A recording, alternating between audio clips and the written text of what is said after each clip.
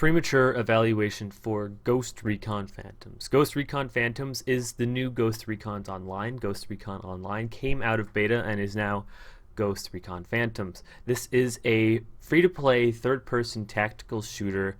It is one of the kind of games that you're going to need to play tactically, and you're going to need to probably want to play with friends to get the most enjoyment out of it, because this game is very tough if you don't play with friends, because you need to play tactically, of course. The first thing I'm going to do is I'm just going to go straight into a game, and then after I go into the game, I'm going to show all the other stuffs that are going on with this game. While I'm waiting for a match to load, the matches don't really take too long to start. The average matchmaking time I've had to wait is 1.5 to 2 minutes, and the occasional longer one, but you seem to find matches pretty fast. There are 3 different classes for this game. There is support, there is assault, and then there is recon. Each one fills its own little gap in what each class can do. For example, the support is more of obviously a support character. You have an LMG or a shotgun. All your special abilities that you get that are on the 200-second cooldown is you get one that puts a bubble shield around you, is so enemies can't shoot through it unless they throw a grenade in, because grenades can pass through but bullets cannot, which is really good for pushing up and trying to take out people that are hiding behind cover, because they're going to have to run away because they can't shoot you while you're out in the open. And the other one is a EMP blast that goes around you that disables all electronics, and from what I've experienced from people using it on me, it makes your screen extremely fuzzy and blurry for a couple seconds after they use it. So if they use it on you, they're probably going to charge you. Then there is the Recon, which uses a sniper or a submachine gun. These are, I think, probably one of the better classes in the game, but they're a bit harder to learn, or play, I should say. They have a couple abilities that they use along with the other one. Is on their 200-second cooldowns, they have a stealth or a cloak. I think the cloak lasts for 8 seconds or something like that. So you go invisible. Well, you're not completely invisible, but you're almost impossible to see if you don't know, if you don't see him cloak directly at you, which you can use to line up a headshot with a sniper, or you can use to sneak around behind a whole bunch of people and just take them all out. Their next one is probably my favorite, is the scan. It basically shows all the enemy locations on the map to you or to the entire team for, I think, 3.5 4 seconds, so you can get a general sense of where everyone is located at. Excuse me. And then probably my favorite class that I've started to put a bit more time into is the assault. He is basically the one that charges in first, tries to take everyone out. He uses a shotgun or an assault rifle. I never really liked the assault rifle on this guy. It's really good, but I like the shotgun personally. I bought a custom shotgun, but it's not the best. There is no best gun in this game, which is something I really like about this. Each gun fills their own little role. Like the other gun I bought for the support, it shoots faster, does a little bit more damage, but it has much more recoil, and it doesn't have as much accuracy, so it's harder to hit, but it does more damage and shoots faster.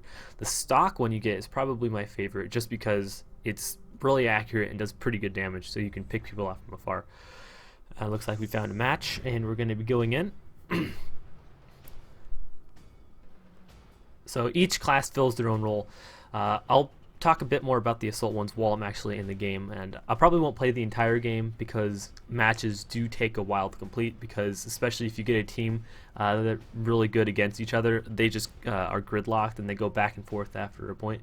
I think I've only actually ever won one conquest match on Metro, actually, on the one side. We actually pushed all the way to the end. All the other times is we've just been gridlocked and we're taking back the middle point back and forth. So some games get pretty intense when it comes along to that. On this screen, before your match starts, you get to select your character. I'm going to pick Assault because that's just my favorite one I want to play as right now. I've played a little bit of both. I haven't really played too much Recon just because I'm not a big fan of that sniping role, and I'm not too terribly good at it, but my friend is pretty good at it. Then there's the support, which of course uses the LMG, but I like the shotgun one.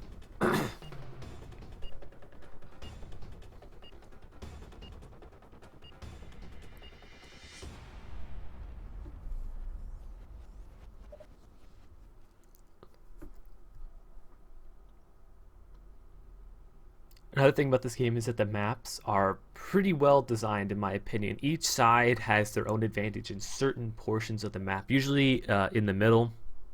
So each side has different points to rushing to than other sides have better spots on one side, so they go back and forth on a lot of the things. Get out the screen. At the beginning of each map, there is a warm-up section where you have a minute to where you kind of just run around and you can get kills. They don't mean anything. It's just really just to warm up and prepare for the match ahead. This map is probably my favorite just because I've probably put the most time into it. There's a couple guys down there, but this is a basically a capture and hold. You capture one point and then it pushes you along to the next one to capture. When the match actually starts, you'll be able to see in the upper right hand corner a little message that tells you if you're doing the right thing.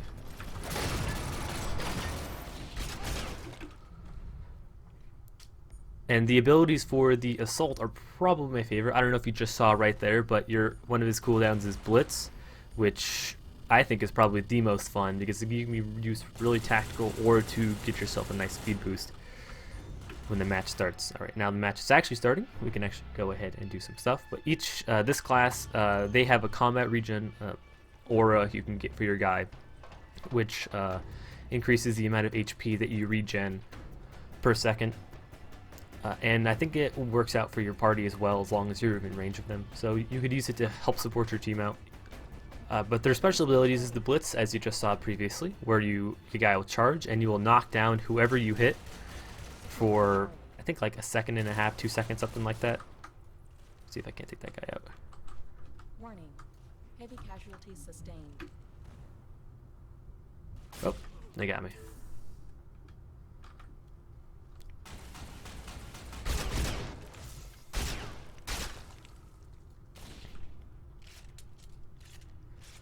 I don't know if you noticed, but I got hit once and I took a lot of my life away because you need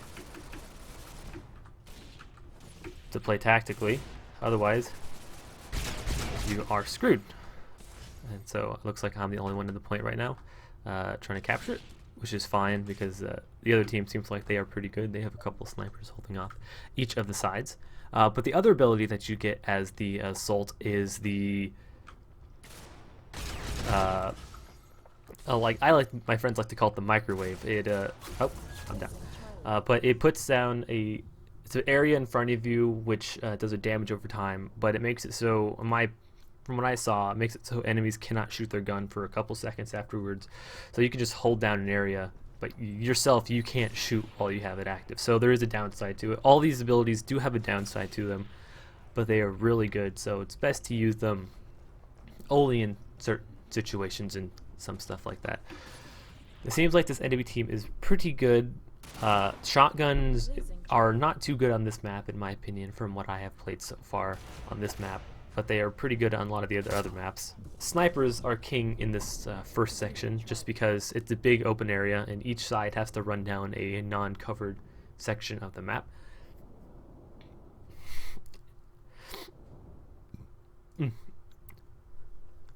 But this game mode on this map is a kind of like a conquest. You capture one point, you push them back to the next one. There is one where it's King of the Hill, is where you control one center point and you have to hold it for a specific amount of time. There's also, from what I've seen, a team deathmatch kind of one. I haven't played that one too much. I'm not a big fan of team deathmatch myself. I like more of the tactical things. Another reason why we probably aren't going to do so well in this one is just because the enemy team is probably more coordinated than we are. I'm not going to be using the TeamSpeak thing or whatever, the audio in-game voice chat, just because when I play, every time I play this, I play with friends. After this match is over, or after this match is over, it looks like they pushed ahead pretty far, so the match is going to go on for another 7 minutes or so. So I don't think I want to sit in here for another 7 minutes, but I'll play for a couple more minutes.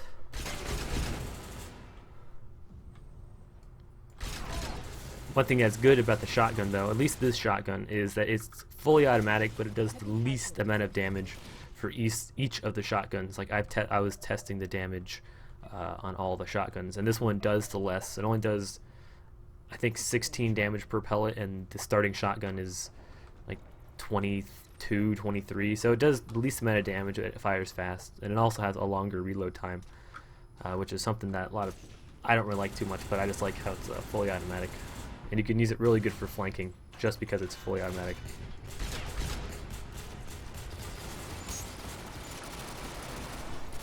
Like,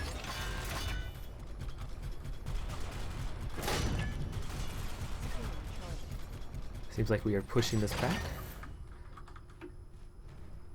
which is surprising. These guys are pretty well organized until they started to push, and we actually started to push them ahead. But every time a point is captured, the time gets extended by not very long, I think 2 minutes or so, but it gives, if you go back and forth too many times, matches can last an extremely long amount of time, which I think is pretty good, especially when things get pretty intense with team fights in the middle. Like this one is probably the biggest bottleneck of all the maps, which I think is a good thing.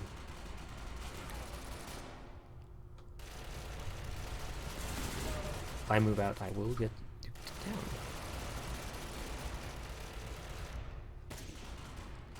I can try to advance, but I know I'm just going to die. I might as well try. That guy's going ahead, so I'll go forward. The cover system in this game is very, very important. If you're not in cover, your guy does not shoot very accurately, and he has a lot more recoil. So when you get into cover, your guy gets, I don't know if you can notice, but when I get into the cover, you see the control, stability, and accuracy, or what's the last one? Stability. All those go up every time you get into cover. Those go up when you get into cover, so you get more accurate in cover. You also get crit chance whenever you're in cover, so your gun has a chance to do more damage. And every time you level up, your gun proficiency, the crit chance gets higher and higher. The way matchmaking works in this game, I think, is actually a really good system in my opinion. The way it is it takes into account your level of your character, as well as your gun score. I'll get into the gun score when I actually get to show off the gun. So basically each gun has their own score, and it tallies in all of your gun score together, and then it matches you based on your gun score and your level. So if someone has extremely powerful guns because they've played for a long time, they're going to get paired up with people who have extremely powerful guns who've played for a long time, instead of just random matchmaking, which I think a lot of these games have that problem, but this one solved it by having this system in place that checks for gear score as well as level score, which is really, really nice if you ask me. And I don't know if you just noticed right there, but it said casualties inflicted. Every time I've noticed when that's happened, it makes it so enemies have a longer respawn time. It goes from a couple seconds to like 10 seconds or something like that, which I think is really good because it allows you to push ahead and try to get closer on that kind of things. Securing Bravo. Looks like actually we may be pushing ahead. I'm extremely low on HP, so I can't really do too much. Let's see if I can't push ahead over here.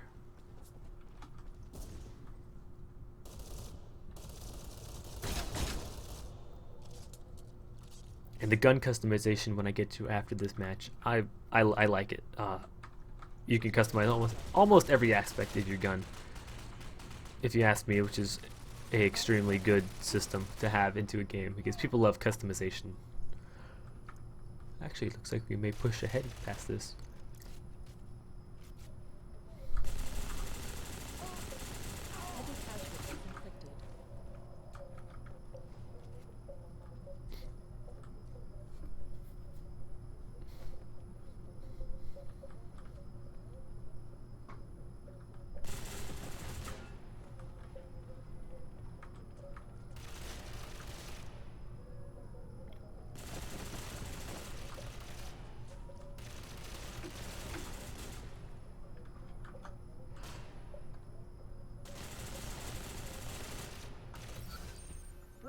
Looks like we captured it from the last point. Well, I may actually get to finish this match by the time I get there.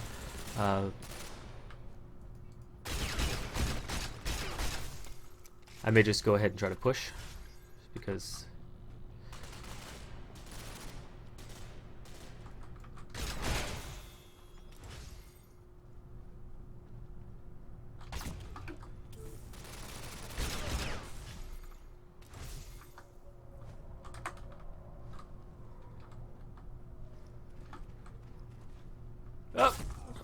probably going to die. This is probably one of the first times I've actually pushed on this side. Every time I've won on this map, it's always been from the opposite side, but that's just because every time you play a match and at the end you swap sides, so on the next round of this there's always 2 rounds. We're going to be playing on this side, pushing in the opposite direction, but I'm going to try to push upstairs.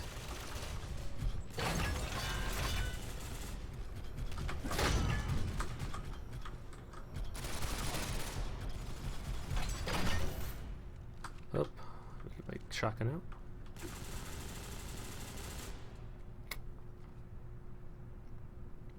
I don't think we're going to be able to push down there, but I'm going to go down there anyway just because I want to get into the other aspects of this game. The matchmaking is wonderful, and the gameplay is pretty good. Although it took me for a while to get used to the cover system. It's good. Well, I'm used to cover systems where you can just press this button to get off, but it's actually best just to press spacebar. But that's just something I had to get used to. It's not nothing bad. It's just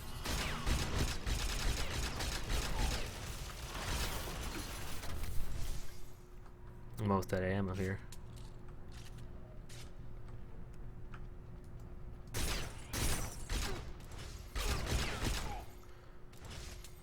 And I'm down. I don't think I'll leave here just because I think that we're going to win. We pushed up pretty far. I may leave, or I may just cut this part out until I get to the point where we get to the end. I think I'll just do that. So I'm going to cut until this match is over and then get on with the customization and other aspects of this game. Okay, that match is now over. I want to go on with the other things in the game that are there. One of the first things that I didn't notice right away is that there are challenges here that you can complete and accept. Like right here, they have solo challenges. Get a total of 20 kills while on a prone stance. You can change these. I already accepted this one, but you can change these when you click on them. You get an option like 6 to choose between, so you can choose which one you want to do. I canceled it, but it doesn't matter. 20 kills. It takes maybe 2 matches or so. So you can get complete 2 rounds of each class, kill 20 enemies, win 7 medals, win 7 rounds in any game mode. So pretty simple things. You can get a little bit extra money. They also have other challenges. They have monthly challenges. These are a bit tougher to do, of course, because they're monthly.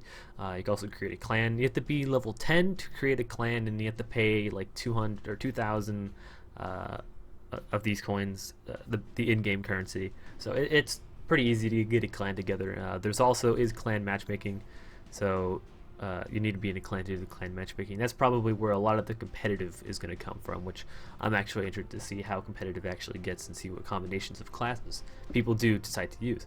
But let me get into the gun customization. Let's just take the standard assault rifle just because that's probably one of the easiest ones to customize. I have a little bit of money, may put a little bit into it.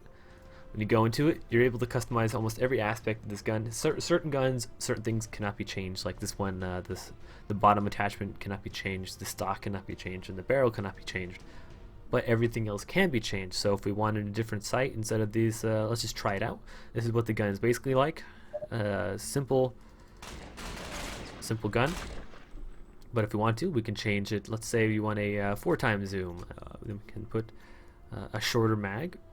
I don't know why you'd want to put a different size magazine on there, but you can. Muzzle brake. You can put a flash press or a silencer. I personally like the silencer. You can put a gun camo on it, which doesn't really do anything except for that. Then you can get a laser designator, and then let's try it out. Now the gun is substantially different. It has a much bigger zoom. It has a laser targeting sight, which when you aim onto people while you're zoomed in, it gives them a red box around them so people can see where they are. And then you probably want to put this gun on semi because of the shorter stock size. So you can transform your guns into different things. We can also try to do that with the standard shotgun. Similar thing. Barrel attachment, silencer, muzzle brake. Muzzle brake is probably better than the silencer in the shotgun just because the damage goes down, and it's not too terribly good to have a silencer on, but I think it's funny. A couple of things like these really shotguns cannot be changed too much. They're more set. You can change the simple things like the sights, and then you can get the camo, of course. I mean, pretty cool camos. I was tempted to buy a couple camos, but I decided not to. Let's try. So the gun customization can go pretty in depth. You can also do similar things with your armor, where you have slots into your armor where you can socket in special bonuses, like you can get damage mitigation, you can get some more health regen whenever you're up against cover, you can get more health and damage mitigation, you can get anti-crit, so you have a less % chance of being crit, so you take less damage, and so things get pretty nice, especially when you get to the higher tier ones, the tier 4 or tier 5s. It's really nice, like a half a second health regen is actually extremely good in most cases. And then you have, of course, your auras that you get. You get this one, I like combat regen. You can get one. Each class has their own. The assault, I think, is the best one, where you can supply ammo to people. Not that one. You can buy grenades. Grenades, you have to buy grenades with in-game currency, which I think is good because grenades are extremely powerful. They're one of the ways to take out assault whenever they put up their bubble, and they're good for clearing out people that are just clumped up together, defending a location. You can just throw a grenade over there. You either get them to scatter, or you'll just kill them all with a grenade explosion. The store, standard stuff into the store. You can buy bundles. You can buy some special custom guns, some avatars and stuff like that, the weapons. And the way the weapon system works is, I haven't bought anything for assault rifles, but if you want to unlock tier 2, you have to buy tier 1, and then so on and so forth. So the way you get down to these better guns, or technically they're not better, it's all personal preference by that point, but the guns that have higher gun score, of course, you're going to want to purchase and get up there. Like I personally like on the, at least the support, the starting one, which is right here. This is a different version of the starting one. This is the one that I like the best out of all the SMGs. You have your, of course, your information about your character that you have, how many kills you've gotten, how many challenges, how many medals you've gotten. So it has the standard affair there in terms of stats, leaderboards, that kind of thing. There's going to be a link in the description down below that's going to have a reference link to download the game. This game is on Steam. It's, I think, in the top 5 games as of right now playing, so lots of people are playing it. I'm having lots of fun playing it. It's much more fun if you play with a group of people where you can coordinate, and there have been some pretty hectic moments that I've had with some of my friends playing this game. But otherwise than that, I give this game big thumbs up. I would highly recommend you play it. It's free to play. It's probably one of the better one of the best free to plays out there right now. I say AAA quality in most cases.